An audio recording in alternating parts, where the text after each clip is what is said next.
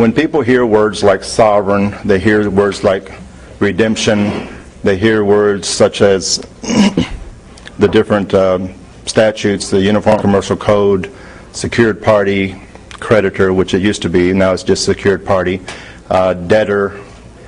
A lot of people are confused about that, and then whenever the pressure comes on by the system, then they really get confused, because usually that's when the spirit of fear begins to attack their mind, and then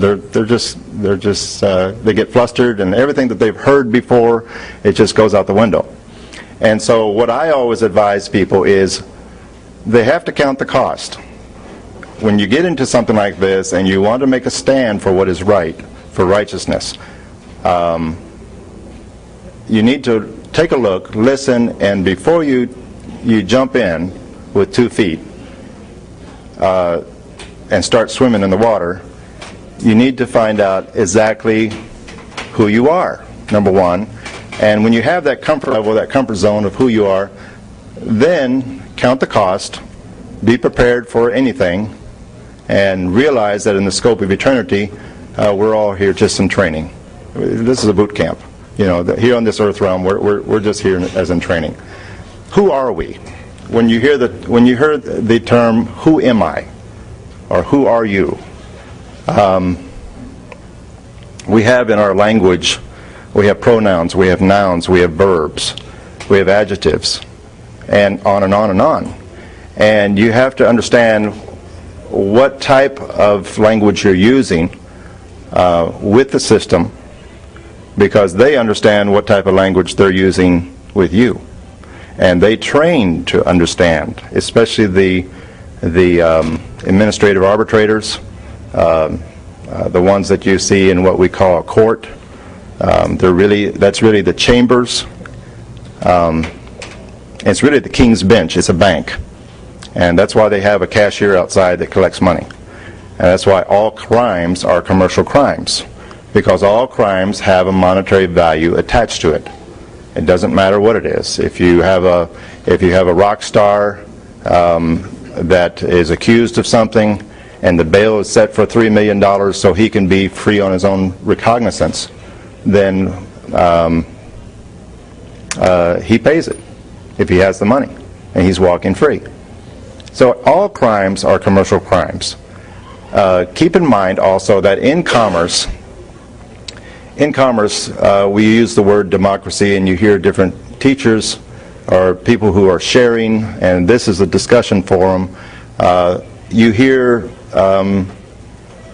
that we are not the straw man, and people need to understand what the straw man is. And we've been taught that the straw man is the all uppercase spelling of our name.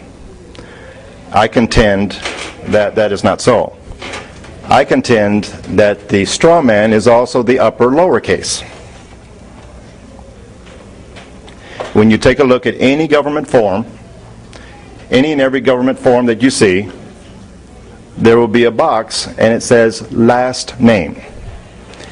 Those words, last name, are for a fiction. They are not for a living soul.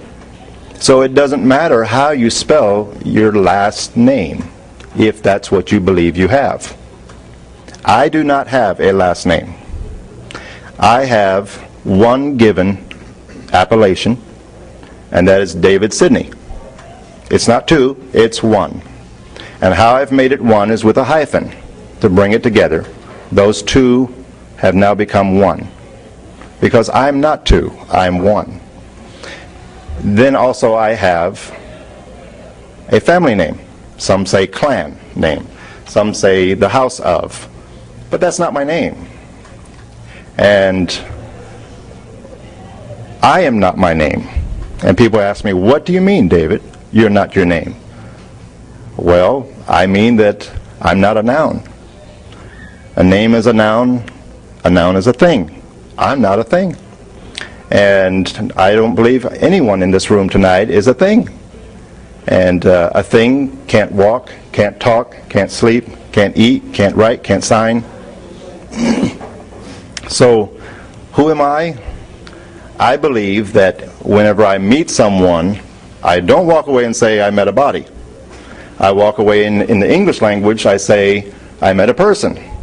Sometimes I'll add an adjective to the word person, which, as we know in the legal context, means corporation or corporate fiction.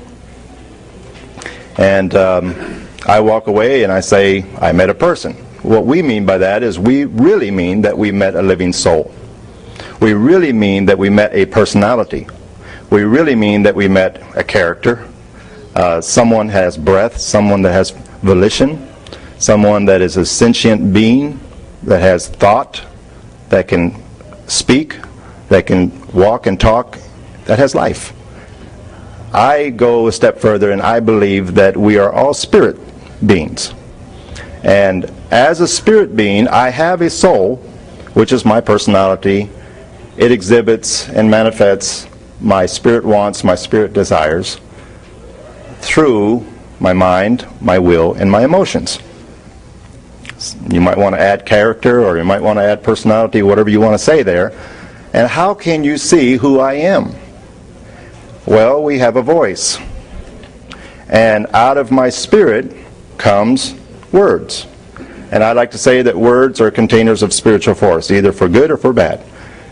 Someone can run in this room, and if the environment in this room is happy and joyful, they can come in here and start waving a gun and cursing and everything else and threatening everybody, and all of a sudden the environment of this room changes. It's no longer happiness, it's no longer joy, it becomes fearful and doubtful about what's going to happen next. So, whenever I meet someone, I walk away and I say, I met a living soul. But that sounds funny to us, doesn't it? Whenever we say that, and by the way, this is going to be, I'm discussing here at the very beginning, and then later on, if you have any questions or anything, please write them down, and we're going to open back and forth a little bit. That'd be fine.